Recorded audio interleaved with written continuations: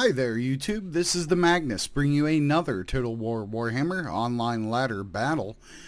Today my opponent chose to play as Clan Angrund, and I brought the Empire. And I did something a little different here. This is almost like one of my training videos, in that for people who are just getting started, or who have not had much success in quick battles thus far. This is a video about keeping it simple. That a simple army or a simple composition can still get great results if it's properly built to deal with the kind of units you're likely to face with your opponent. So with Clan Angrund, I know I'm getting dwarfs, which is high armor, and I also know there's a good chance they're going to bring ethereal runesmith or thanes, right? So we need to be able to address those two major issues. Things we know we don't have to worry about are flying melee combatants, as they only have the gyrocopter. We don't have to worry about cavalry, and in general we don't have to worry about them being very quick at all. So let's start off by looking at the composition. My main line consists of exactly 7 greatswords. Greatswords because they're anti-infantry, they're armored piercing, and they have good armor themselves. They make, that makes them a great matchup for just about any dwarf unit. I also have 2 Empire Knights because they're decent melee cavalry. They're relatively quick, relatively strong, relatively cheap, and they're anti-infantry as well. And then I have a small flying corps, the General of the Empire.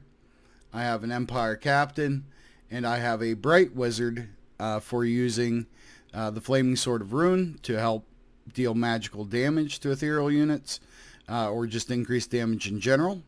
The Cascading Fire Cloak, which is just good overall, and Fireball for sniping ethereal units. So let's take a look at what my opponent did. He forward deployed 1 unit of Rangers, very close to where I deploy. For his front line here, he has, looks like 2 Longbeards on the flanks and 2 Dwarf Warriors in the center. Behind them he has Ulthar's Raiders, Dragonback Slayers, and then 2 Longbeards with great weapons. He also has 2 cannons, a Master Engineer. I don't know if he's ethereal or not. Nope.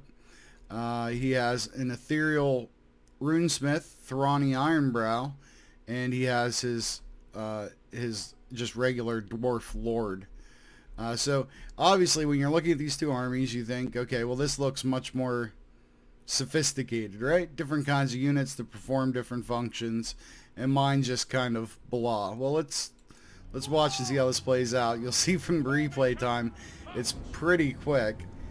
So right away I see these guys deployed way up here, and I know they can't outrun my flying, so we're going to pay them a little visit and see how life's treating. Hi there, little dwarfs. We'd like to dive down on your head. Boom, we're going to tumble a couple. Take a little swing. I love the way the Bright Wizard looks. I think he's cool as hell.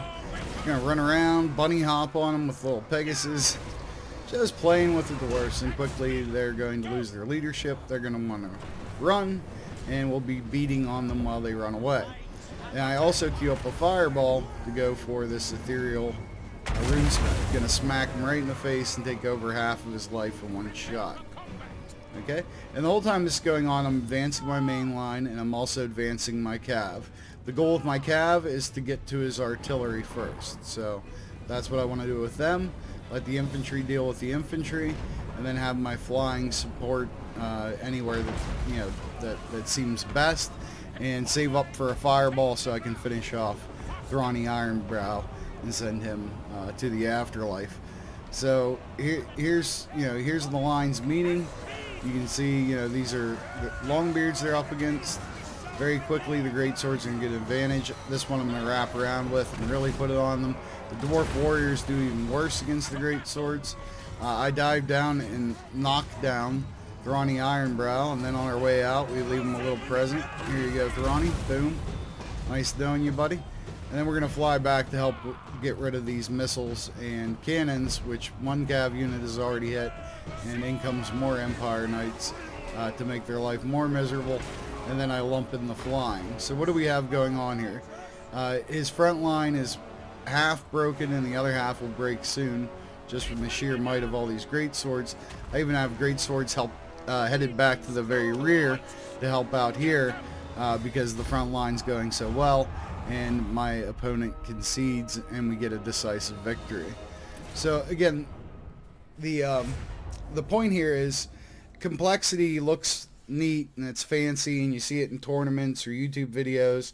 You're like, wow, that's so cool, you know, all these different units and how many of this should I have and how many of that. Well, when you're starting out or anytime you're struggling, go back to basics. You know, find great counters, put together a simple army. You know, this was 4 control groups. Control group 1 was my infantry, 2 was my left cav, 3 was my right cav, 4 is my flying group. Pretty darn easy to navigate, pretty darn easy to use, and as you can see, extremely effective. We killed a bunch of stunties, didn't take much damage at all. Pretty simple, pretty straightforward. The other thing I've been meaning to do this for a long time, but I keep forgetting. People ask me about the leaderboard. It's definitely gotten a lot more competitive since I started doing these videos just a couple months ago. I'd like to think part of the reason is I've put a lot of information out there, and just naturally from people having more and more time with the game. But my current position is 187, and it fluctuates a decent bit. Obviously, playing with Chaos a lot and experimenting with the new DLC took a hit on my ranking. I was down in the 300s for a while. We're getting close to our 500th win, which is pretty cool. But yeah, that's where I'm at. So again, just one more time, keep it simple, stupid. You know, when you're starting out, or like I said, you haven't had success for a while, pick 1 or 2 factions, build great counter armies, with the right units. Nothing too confusing, very simple, and you can get really good results. So anyways, if you learned something, if you enjoyed the video, or you just like watching ghost dwarfs catch on fire, which I'm sure that's a fetish, go ahead and hit like or subscribe to the channel. I appreciate it a lot. Until the next time, this is the Magnus, and I will see you on the ladder.